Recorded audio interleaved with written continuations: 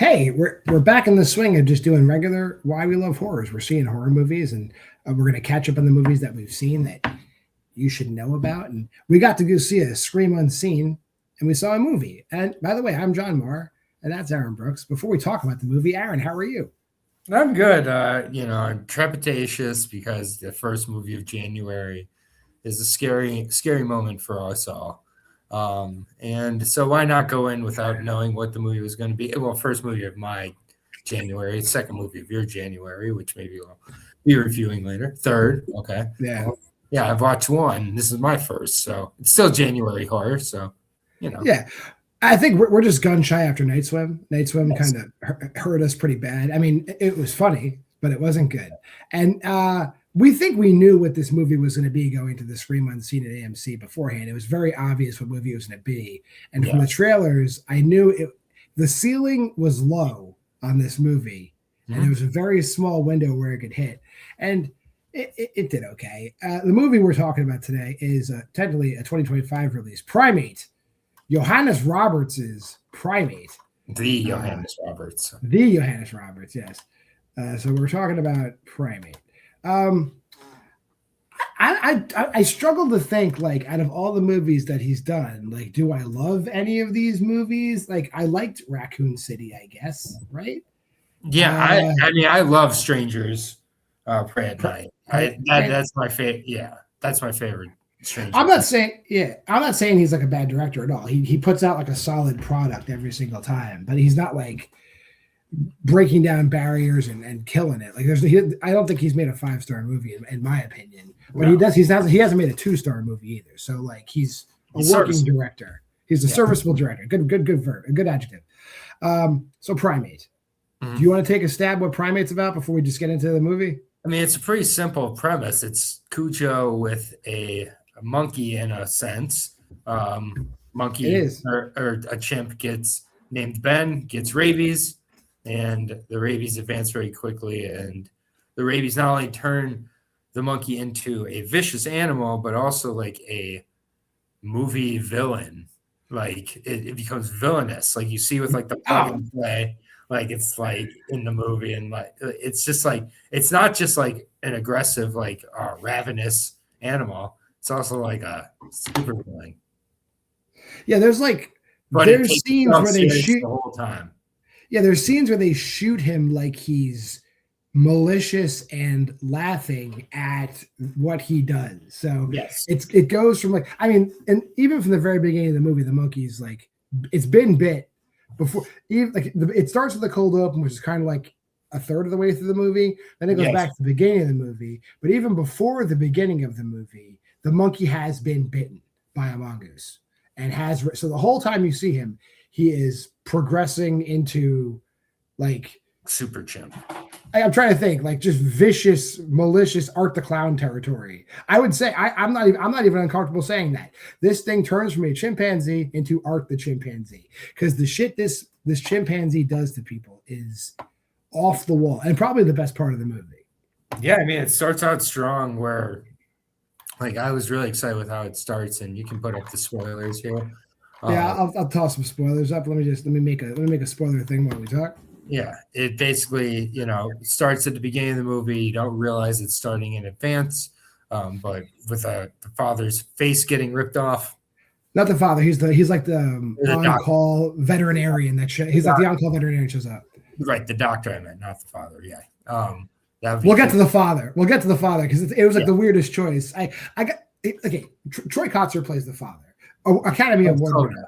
Of Coda. From Coda. The father from Coda plays the father in this movie. And I'm going to ask your honest opinion. Did you think they wrote this role for Troy Kotsur, or do you think like he just expressed interest in it and they retrofitted it to be a deaf character? Like they retrofitted it. Okay. Because like it didn't make sense that needed to happen. Like of course he teaches the monkey sign language and stuff, but that's how most people teach chimpanzees. I'm sorry. That's how most people teach chimpanzees to talk through sign language. It wasn't necessary to have a deaf character for that, though it does kind of reinforce it. It was just so shocking to see him in this movie. Like I could not. Every time he was on screen, I was like, "You were in Coda. Yeah. You were in fucking Coda. What are you doing?" Do a movie between this and Coda? No, I don't think so. I mean, he might have done TV or something. But that's wild. Go nuts. But he's very good. He's very good in the movie. Everybody's serviceable once again. He's too good. He's too good for the movie. He's too good. Yeah, yes. It's at times distracting. Like the tone for the movie, it's very serious. It's like a serious 80s slasher, essentially. Like territory goes into. I would say it's serious, but then there's a one huge comic relief scene, and it's all centered on the fact that the father is deaf. Like he comes home and he has no idea that this monkey, God damn it, that this chimpanzee has like wreaked havoc and murdered half a dozen people. And he's just like walking through the house, like eating pizza. Meanwhile, behind him, because he can't hear what's going on behind him, chaos. Yes. Back here. So like that's played for laughs, which is like out of nowhere because the whole movie is terrifying level of brutality up until that point. Yeah, and it's serious, much more serious than anything. Yeah. And then there's the decision to have the chimp played by a guy in a suit, which I think for the most part works, and I get why they did it. It doesn't look bad. No, it does feel like he's there the whole time. There's like a tactile, like there's a presence to him. The fight scene's kind of funny. Yeah, and we're jumping around a little bit. That's fine because I think it's the only thing that like is like I was like, what the fuck? Like they full on have like a street fight with this chimpanzee in like the big climax of the film. Troy Kotsur. Troy Kotsur and this chimpanzee are. It's like a pay-per-view level wrestling match. Like they're breaking chairs and it's like breaking Rocky bottles. 4. Is it Rocky 5? Rocky 5. That's right. It's Rocky 5 when he's fighting Tommy Morrison out in the street. Yeah. Like he's on the monkey. The monkey's choking him. The daughters come in. Like they do a run in. They knock the monkey off. The monkey hulks up, beats the living chimp. The chimp. I'm sorry. For any like Jane Goodall types out there, I apologize in advance. I do know the difference between monkeys and chimps. It's just my whole life. I've been raised by ignorant white people who call everything a monkey. I know it's a chimp. I apologize. Primate. Yeah, it's a primate. Yeah, we're glossing over all the kills. Like every kill is like so ridiculous. Like the first major kill, like aside from ripping the guy's face off in the movie, like the one dude, there's only one guy in the friend group, like in the main friend group, and he's like, I'm a guy, I can fight this chimpanzee. Yeah. Chimpanzee launches him off a cliff, and they show him landing head first on the rocks, and it's just like a compression. I was like, whoa, we're here. The effects team showed up, and I said this in my review on Letterboxd. Like the effects team earned their money because it's that every time Ben kills somebody, it's a bludgeoning with fists, with the exception of the one time he uses a rock. But like he beats human beings to death with his fists, and they do not stray away from it. Rips somebody's jaw off. Yes.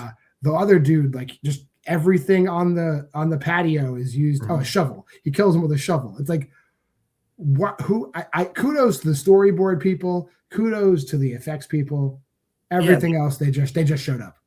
Exactly, and that's the thing, and that's why we're not really talking about. There's not much of a plot here to talk about. Like the plot is monkey gets rabies, or chimp gets rabies. Rabies turns chimp into 80s slasher villain. Like I will say, the one thing, and speaking that it's an 80s slasher villain, I laughed out loud in the theater. Aaron can attest to this. Yes, because the humans win the fight. Troy Kotsur's character, I forget what his name is. Adam stabs the chimpanzee with a entire wine bottle, not like just like the whole wine bottle. Like boom, like jagged up into him, large, protracted. You stabbed the chimpanzee in the heart. That scene, like slumps on top of him. They kick it off, and then they do the whole Skeet Ulrich and scream. He like gets up. He gets back up to his feet and charges at them, and they just kind of give him the old rope-a-dope, and he flies off the thing, and he gets impaled, and that kills him. Even though him getting run through with a glass bottle should have killed the rabies kept him alive, John. Yes, yeah, he helped up from the rabies. It's like in Punch Out when you fall against the ropes and you pop back up for the final. Yeah, these are super mongoose. So yeah, everybody knows if you have rabies and you get stabbed through the heart, you get like one more go. Yes, it's a rule. Right. Probably the supervillain powers you get. Troy Kotzer is in this. Yeah. Jesus Christ. Yeah, it's really wild. It's fucking wild. And like he's whatever. We'll get to the ratings. I'll there's not much more to say. Yeah, I'll talk about like the one thing I always say. I apologize in advance to the deaf community. You can't hear what I'm saying anyway.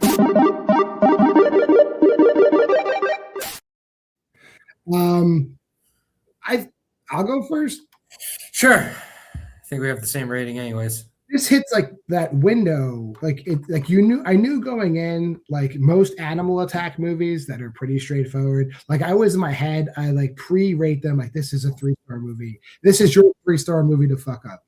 And they did not fuck up, but they also didn't like create some kind of new, it's not infested. You know, this is a 3 of a 3-star movie. It's as 3 as you can get for me. Yeah, I mean, we're off to a really, really, really good start in January because we have a 3-star movie, not a 1.5-star movie like Night Swim. So it's twice as good as Night Swim. That's what I'll say. My one thing that I was going to say, and again, like I maybe I'm being insensitive and maybe I'll get canceled for it, but like, why is it? And it's I don't necessarily think it's a deaf actress thing, but like Troy Kotzer definitely does it. Like he always has like he always looks like he's in pain. Like he grimaces like when he acts. Like what is that? Focus. Okay, he's perfect. Okay, that's the right answer.